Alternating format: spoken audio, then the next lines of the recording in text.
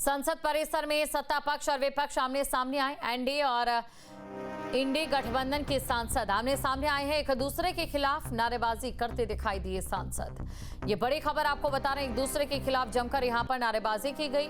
NDA के सांसद और इंडी के सांसद आमने सामने आ गए। तस्वीरें आपके सामने हैं, जहां संसद परिसर में आप देख सकते हैं सत्ता पक्ष और विपक्ष एक दूसरे पर किस प्रकार नारेबाजी करते हुए टूट पड़े। तो एक दूसरे के खिलाफ यहाँ पर नारेबाजी की जा रही है। ये तस्वीरें आपके सामने हैं। तस्वीरों में आप देख सकते हैं जहां पर सत्ता पक्ष और विपक्ष आमने सामने नजर आ रहा है। राहुल गांधी जवाब दो, छात्रों पर हुए अन्याय का, इस प्रकार के जो नारे हैं या पोस्टर्स हैं वो बीजेपी सांसदों की ओर से लहराए जा रहे हैं।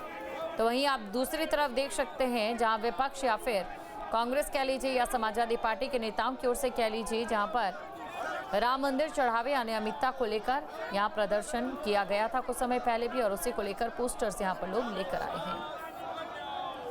तो यहां पर सांसद एक दूसरे के खिलाफ नारेबाजी करते नजर आ रहे हैं। ये तस्वीर आपके सामने है, बड़ी खबर आपको बता रहे हैं।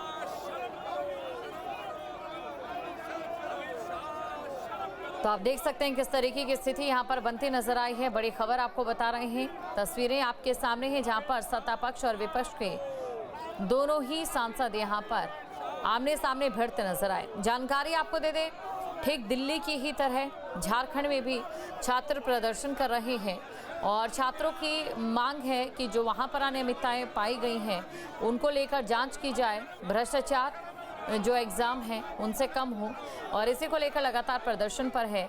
लेकिन लगातार वहां पर अभिजीत दिपके या फिर विदेशी सांसदों की माफ़ कीजिएगा, जो विपक्षी सांसद है उनकी ओर से जो चुप्पी साधी जा रही है उसको लेकर बीजेपी अब उन्हें आड़े हाथों ले रही है। दो तस्वीरें आपको दिखा रहे हैं, बीजेपी की ओर से भी प्रदर्शन किया जा रहा है। ये वही जगह है जहाँ पर कुछ दिन पहले छात्रों को लेकर कभी कांग्रेस आवाज़ उठा रही थी या समाजवादी पार्टी आवाज़ उठा रही थी। अब आज देखिए झारखंड में हुए छात्रों पर लाठीचार्ज और कंटीली तारें जो वहां पर छात्रों के लिए लगाई गई है उनको लेकर आज बीजेपी के सांसद यहां पर आवाज उठाते नजर आ रहे हैं। गांधी में हिम्मत हो, राहुल गांधी में अगर हिम्मत हो तो सदन में आकर अमित भाई शाह का पूछूं है, इनके लड़कों के राहुल गांधी कहाँ है? देखो राहुल गांधी, शर्म करो। झारखंड में जहाँ कांग्रेस पार्टी सरकार में है वहाँ पे जा करके जो युवाओं की बर्बरतापूर्वक पिटाई हुई है, राहुल गांधी वहाँ क्यों नहीं जाते? प्रियंका गांधी वहाँ क्यों नहीं जाते? ये धरने पे क्यों नहीं बैठ रहे हैं? वास्तव में राहुल गांधी भगोड़ा है और इन सब सारी घटनाओं से भाग रहे हैं। उनको वहाँ जाना चाहिए, झारखंड में जो पिटाई हुई है। उन्होंने अब डिस्कशन करने से मना कर दिया है। पहले उन्होंने कहा कि कॉकरोच प्रोटेस्ट पे उनको डिस्कशन चाहिए, लेकिन जब उनको इस चीज के लिए उनका स्वागत किया गया तो उसके लिए उन्होंने मना कर दिया। तो देख रहे हैं आपके देश को जो है वो कितना धोखा दे रहे हैं। एक दिन भी जो है ये पार्लियामेंट चलने नहीं दे रहे। पूरा विपक्ष किसी भी तरह से चर्चा नहीं चाहता है, और जबकि संसदीय कार्य मंत्री ने कह दिया, सरकार ने कह दिया, उसके बाद भी चर्चा से भाग रहे हैं। और छात्रों का जहां तक मामला है तो उनकी जंतर मंतर के लिए नीति अलग है और झारखंड के लिए अलग है। राहुल गांधी सदन से भी भाग रहे हैं और झारखंड के बच्चों पर हो रहे लाठी चार्ज पर चुप हैं। देश राहुल गांधी की दोहरी नीति को देख रहा है। राहुल गांधी को सदन में आकर जवाब देना चाहिए। अमित शाह जी देंगे जवाब, राहुल गांधी भागना मत। अमित शाह जी देंगे जवाब, राहुल गांधी भागना मत। बदल रहे हैं, 3 मांगे आ गई हैं आपको। हाँ, जब ये सारे मुद्दे हैं, झारखंड में छात्रों पर हुए अन्याय पर राहुल गांधी जवाब दो। बाकी अमित शाह जी जवाब देंगे, आप राहुल गांधी भागना मत आप लोग। ये राहुल गांधी जी को जवाब देना ही होगा, यह हम सब की गुजारिश है और हम सब का आग्रह है। मैं इतना ही कहूंगा, झारखंड के युवाओं के साथ न्याय हो। उनके जिस तरह से लाठियां मारी गई, उनके ऊपर अत्याचार किया गया, ये राहुल गांधी जी की सोच दिखती है कि उनके समर्थक राज्य कैसे युवाओं के साथ अत्याचार कर रहे हैं, उनके साथ न्याय नहीं कर रहे। लेकिन दूसरी ओर वो गृह मंत्री से जवाब मांगते हैं और खुद सदन में नहीं आते। राहुल गांधी जवाब दो। जब गृह मंत्री बोलने को तैयार है तो तुम भाग क्यों रहे हो? राहुल गांधी इसका जवाब दो। राहुल गांधी जवाब दो। राहुल गांधी सदन से मत भागो। दोहरा मापदंड राहुल गांधी का। राहुल गांधी जवाब दो। राहुल गांधी जवाब दो। अगर वो छात्रों के हितों की बात करता है, उनसे जवाब मांगता है, तो उस जंतर मंतर रांची में जिस तरह से उनकी सरकार है और जिस तरह से उन्होंने लाठीचार्ज पुलिस ने किया है, वाटर कैनन किया है, लोगों को चोट आई है और आज उनकी चुप्पी है और यहाँ पे हंगामा है। ये आज हम लोग सत्तारूढ़ दल के लोग अगर मार्च कर रहे हैं या ये प्रोटेस्ट कर रहे हैं तो इस पे उनकी चुप्पी से वो बेनकाब हो रहे हैं देश के सामने कि ये केवल राजनीति कर रहे हैं और ये उनका दोहरा चरित्र है। अपना गिरवा में देखते नहीं है, दूसरे की बात देखते हैं।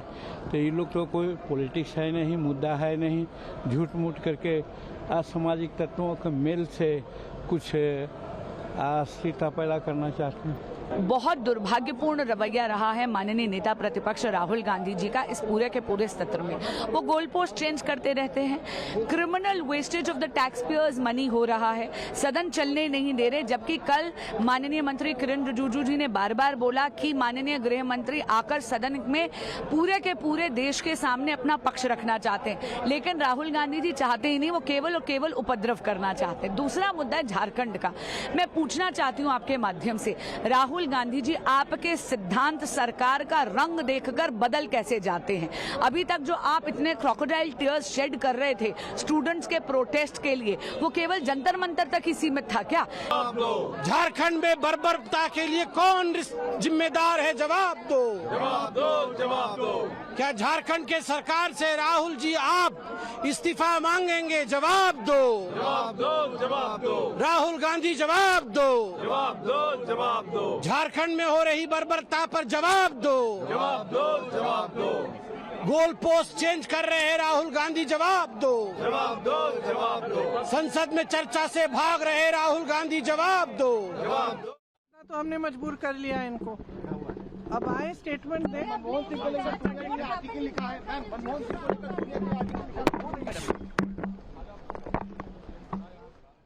ऐसा विपक्ष तो शायद ही भारत के इतिहास में पहले कभी आया हो जिसकी मंशा ही नहीं है सदन को चलाने की।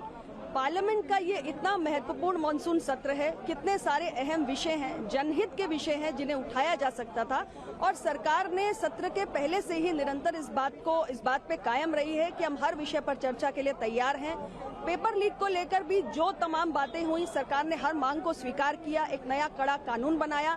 गृह मंत्री जी के वक्तव्य को लेकर लगातार ये मांग करते रहे हैं और हमारी सरकार ने स्पष्ट किया है, माननीय गृह मंत्री जी सदन के अंदर अपने चर्चा भी करना चाहते हैं, अपनी बात भी रखना चाहते हैं, लेकिन ये सुनने के लिए तैयार नहीं है, चर्चा में भाग लेने के लिए तैयार नहीं है।